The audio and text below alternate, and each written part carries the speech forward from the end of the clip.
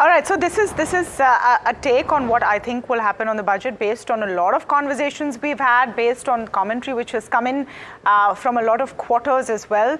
So the number one pointer, which I think that you're going to see more of the same in Budget 1 of Term 3, while there will be an attempt to say that you are setting the roadmap for the next 5 years, there won't be too much difference or deviation in policy, because remember, right from when the election results came out, the government has been harping on and re-emphasizing that nothing really has changed. Your cabinet is the same, your policies are the same, your finance minister is the same, so expect budget to be a continuation of the interim budget, because the messaging is that just because the BJP has lesser seats than was expected in Parliament, it makes zero difference, and that's important. Focus on infra, hence, will continue.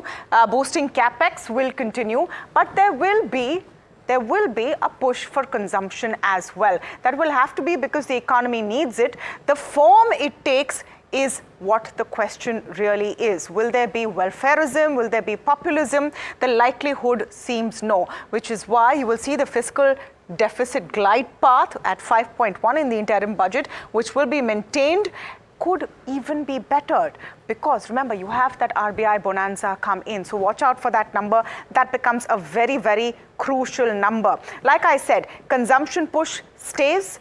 Popularism and populist measures are very unlikely. So anyone expecting huge dole-outs because of the elections could be disappointed. And I'm sticking my neck out a bit by saying this here. We'll see what really happens at the end of it. Viksit Bharat theme will really dominate everything that the finance minister says. It might not translate into specific schemes, more of a roadmap. But remember, that is the big theme, not just for this budget, but for the next 5 years. That was very clear from the Prime Minister's pre-session address as well. Tax relief. Everyone's waiting for tax relief. Middle class, lower middle class. Will slabs be tinkered and changed? We've heard a lot of guests this morning also saying it. My take is that if you see any change at all, it will be in the new tax regime, not in the old tax regime. It's unlikely that tax slabs will be really tinkered with. We'll wait and see what happens. The only joker in the pack is what happens with derivative volumes. Do you do a tax tinker? Do you put some kind of a regulatory leash?